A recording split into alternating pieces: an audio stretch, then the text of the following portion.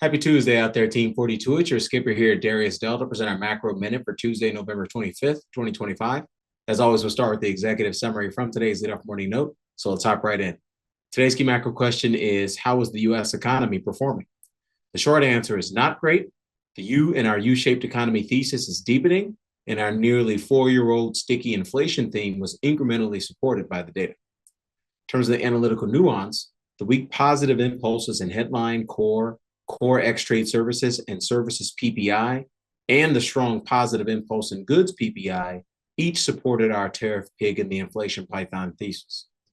Additionally, the increase in the Conference Board's one-year median CPI metric to a three-month high of 4.8 supported our sticky inflation theme. These hawkish developments should be juxtaposed with dovish retail sales data, which generally supported our U-shaped economy thesis via the weak positive impulse in nominal headline retail sales, the weak negative impulse in core retail sales, and the strong negative impulse in auto sales, which are down 27% on a three-month annualized basis, the lowest since June. The November Conference Board Consumer Confidence Survey data also supported our U-shaped economy thesis. The Fed has a clear window to cut and supply the liquidity the market needs as it is ever going to have, considering that our secular inflation model has been signaling a 3% equilibrium core PCE inflation rate since January of 2022.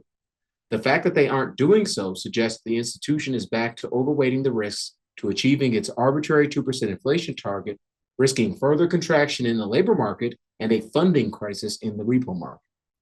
This policy gaffe may trigger a meaningful correction or crash in risk assets akin to Q4 2018.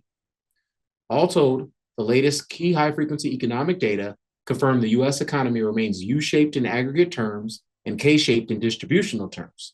The Fed will exacerbate these dynamics by falling further behind the rate and liquidity curves to defend its arbitrary 2% inflation target, remind the Trump administration who's actually in control, or both.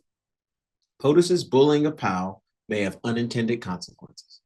As always, members of our global investor community can trust that our institutional-grade risk management overlays, KISS and Dr. Mo, will help our portfolios navigate these emergent risks better than investors attempting to manage risk without systematic rules or relying on fundamental research alone. Transitioning to our 42 macro dashboard, as always, we'll wrap up with a question from our community. This one's titled K-Shaped Economy. It reads, I thought I'd share this article from Michael Green. It's a must read. The article does a great job of explaining why so many feel they're not doing well economically. Bottom of the K, best I've seen. I gave out, shout out to our friend Mike Green over at Simplify Asset Management for putting together this really thoughtful, data-driven piece. I highly recommend everyone gives it a check out. I think it's titled My Life is a Lie, part one. I think it's going to be a second or third part to the series, but definitely check that out.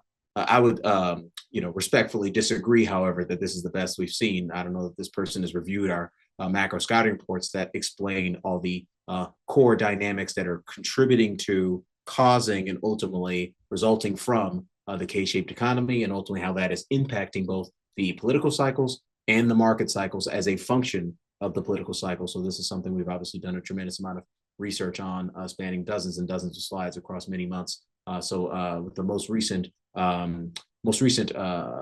depiction we've communicated was in our most recent Around the Horn from last week. If you go to my Twitter today, just look at our post. Here's everything we need to know to solve the K-shaped economy crisis, the KEC. That's a post that we put out today. It's a clip from our November 20th Around the Horn presentation. It's also a pinned post, a featured post rather, on my LinkedIn profile as well. So if you're a policymaker, someone in leadership, whether it be in your community, your church, your company, if you're in the media, please make time to take the however long this takes. Was it 7, 8, 9 minutes? 9 minutes and 39 seconds. Can you please, if you're in a leadership position, particularly if you're in the media and in politics, take the 9 minutes it takes to review that analysis?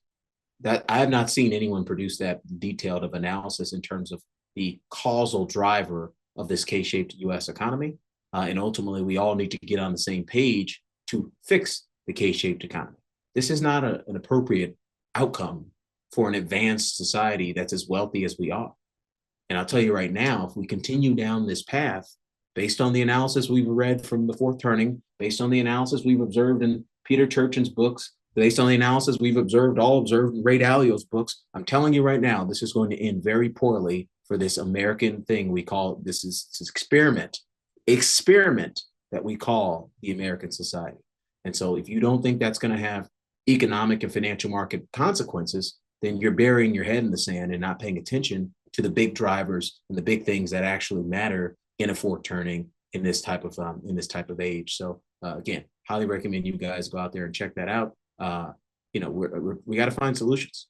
Someone who grew up at the very bottom of the K-shaped economy, I've been homeless 6-7 times in my life, probably 7 if I have to do the math. I can't tell you how many times I've gotten food from a food bank before in my life. As someone who actually understands what the damn affordability crisis means, unlike the rest of the people just tweeting about it on Wall Street and talking about it on TV, I'm one of the very few people who actually can do the analysis that actually understands how these people feel and the stress that they're under and the negative health consequences that is coming from all that stress. So trust me when I say that there's not a person on Wall Street that cares about ending the K-shaped economy crisis more than Darius Dale, because it's an unacceptable outcome for the people gasping for economic oxygen at the bottom of the K. So join me in trying to fix this. We'll wrap it up there. Darius Dale here, presenting our Macro Minute for Tuesday, November 25th, 2025. Best of luck out there today. We'll catch you back here tomorrow. Cheers.